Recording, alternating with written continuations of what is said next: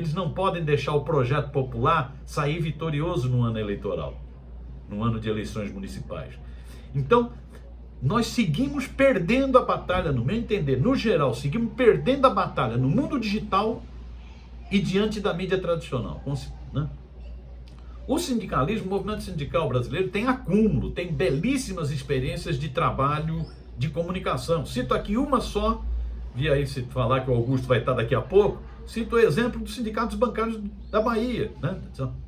Que é um dos poucos sindicatos, talvez o único hoje no Brasil, que tem jornal diário, né? Que tem um baita trabalho de comunicação, né? Nós temos uma rica experiência de comunicação, mas eu acho que a gente está, no diagnóstico que eu faço, está reduzindo a força, até em função da redução da grana, né? Como diminuiu muito a grana, a reforma trabalhista do Temer baqueou o movimento sindical. É só a gente lembrar que em 2017, quando foi aprovada a reforma trabalhista, o movimento sindical arrecadava de contribuição sindical 2,24 bilhões de reais. Hoje, o movimento sindical arrecada 207 milhões de reais. Ou seja, caiu de 2 bi para 200 mi. É um baita baque financeiro. E isso dificulta o trabalho de comunicação, evidentemente. Eu acho que a gente vem perdendo terreno. A exceção no nosso campo, na luta mais geral, ainda é o presidente Lula. É impressionante a capacidade de comunicação, de falar com os corações dos brasileiros do Lula, né? Essa pesquisa Quest que saiu essa semana é muito elucidativa, ela é muito rica, né? Porque ela mostra exatamente isso. O presidente Lula melhorou a aprovação do governo. A aprovação do governo subiu 4 pontos e a desaprovação caiu 4 pontos.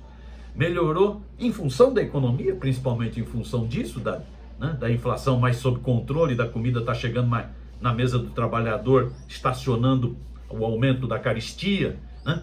Mas melhorou muito, e a pesquisa mostra isso, em função dele ter ido para o embate de ideias, dele ter ido para a polêmica com o Banco Central na questão dos juros, dele ter ido da polêmica com os ricaços, em função de que não vai cortar o piso da saúde e da educação, dele ter ido na polêmica com a mídia rentista, dizendo que não ia desindexar a previdência do salário mínimo, né? Dele dizendo que os ricos têm que pagar impostos. É impressionante a pesquisa. A mídia vive dizendo: o Lula só fala besteira, o Lula vive escorregando, o Lula devia ficar calado. Ou seja, a mídia tenta calar o Lula, mas quando ele fala, ele ganha um embate, porque ele mexe com a sensibilidade popular, né? Então, na área da comunicação, o que está nos salvando, no geral, é a capacidade do Lula de falar com a população. No restante, eu acho que a gente está num cenário difícil, negativo ainda. O que fazer, então, para tentar ir fechando nos 20 minutinhos que eu havia combinado com a Ivanilda? O que fazer, então? Eu acho que o primeiro grande... Melhor, desculpa, não tem um primeiro grande. São vários desafios. Um desafio fundamental é que nós temos que lutar para mudar a regulação que existe nessa área de comunicação. E vocês vão fazer esse debate daqui a pouco sobre o PL das Big Techs, né? Sobre o PL da inteligência, sobre o projeto da inteligência artificial, né? Nós temos que, da forma como está, da forma como as plataformas digitais, essas 5 empresas multinacionais, Yankees no geral, estadunidenses no geral, da forma como elas estão totalmente desregulamentadas, nós vamos ter muita dificuldade no embate de ideias no terreno do mundo digital, né? Eles controlam os algoritmos, eles projetam e eles tombam quem eles querem, né? Eles estimulam o ódio até como forma de se monetizar, né? Então, ou se regulam as plataformas digitais, ou nesse terreno do mundo digital, a extrema-direita vai continuar com muita força, o ódio, a violência, o preconceito, a visão antissocial, anti-organização, né? Vai continuar com muita força. Então, uma batalha é uma batalha política, regulação das plataformas digitais. Outra batalha é a batalha que continua muito atual, apesar de todas as mudanças que ocorreram, da regulação da radiodifusão no Brasil, da regulação da mídia tradicional. Não dá para continuar sob controle de 7 famílias a mídia tradicional no Brasil. Então isso é preciso ter o que foi decidido na Conferência de Comunicação em novembro de 2009, né, no penúltimo ano do governo Lula. Nós temos que ver como fazer isso voltar à tona, né? Por isso a importância de ter uma nova conferência de comunicação, seja para pressionar pela regulação democrática dos meios de comunicação, da mídia tradicional, seja como forma de pressionar pela regulação das plataformas digitais. Se deixar só na mão do Congresso, o Arthur Lira passa rasteira em todo mundo mesmo. Porque essas Big Techs são muito poderosas. Dos 10 maiores bilionários do mundo, 7 são Big Techs. Então é preciso aumentar a pressão, no meu entender. Isso é fundamental para resolver a questão da comunicação. É preciso pressionar também o governo. O governo só de comunicação institucional esse ano, só de publicidade institucional,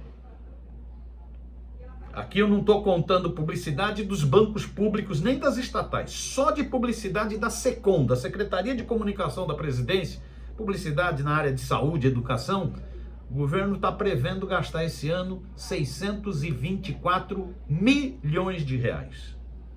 É um absurdo que essa grana vá, no essencial, para os meios monopolistas. Que essa grana não sirva para estimular a diversidade e a pluralidade informativa no Brasil. Então é preciso aumentar a pressão, né? Então essa me parece que é uma frente decisiva de batalha. Daí a importância, estou vendo a bandeirinha, do Fórum Nacional pela Democratização da Comunicação, do FNDC, do qual a Ivanilda é membro da coordenação nacional e tem feito um belíssimo trabalho, não é isso?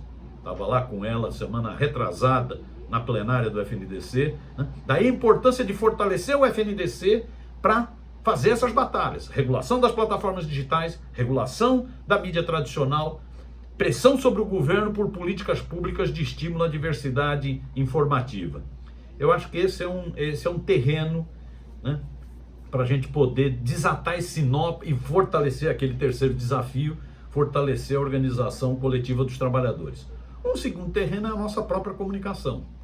E aí não tem muito jeito, né? Nós vamos melhorar a nossa comunicação se nós tivermos mais investimento, mesmo num cenário de vacas magras. Nós temos que repensar, né? Comunicação exige investimento, né? Exige muito investimento, exige muito profissionalismo, né? Então é preciso encarar a comunicação como um investimento e não um gasto. Como um investimento estratégico. Nós só vamos avançar na luta econômica, na luta corporativa, nós só vamos aumentar a nossa representação política se tivermos uma comunicação mais forte. Então, esse me parece um desafio nosso, né? Um outro grande desafio nosso nesse mundo de internet, isso que Anderson vive insistindo, como a gente reforça o nosso trabalho em rede. Como que a gente compartilha mais, como que a gente curte mais, como que a gente produz mais conteúdo e compartilha esse conteúdo. Faz de forma colaborativa, porque isso a internet permite. Essa é uma vantagem. Outro grande desafio, como que a gente repensa a linguagem da internet. Internet a direita navega de braçada, nada de braçada na internet, porque aprendeu a utilizar a linguagem da internet. Lógico que ela conta com os algoritmos, daí a importância da regulação das plataformas, mas ela sabe usar memes, sabe trabalhar com emoção, sabe trabalhar com respostas mais simples para determinadas questões, né? Nós temos que repensar a linguagem da internet. Nós ainda somos movimento sindical, a esquerda no geral, né? Ainda é muito analógica, ela é pouco digital. E aí fica difícil concorrer nessa área. Fica difícil concorrer nessa área, né? Então, questão da linguagem, terceiro desafio, né? Então, eu acho que são vários desafios. Lógico que tudo isso é fácil falar, difícil fazer. Vocês me chamaram para falar, eu estou longe, inclusive, evito de apanhar, né? Estou aqui no frio de São Paulo, vocês estão aí tudo de manga de camisa, né? Mas eu acho que são alguns desafios desse nosso trabalho de comunicação. Mais investimento, mais trabalho em rede, repensar a linguagem, né? São algumas das coisas que estão colocadas. Ivanilda, falei em 20 minutos, exatamente, não sei se prestou, mas é isso.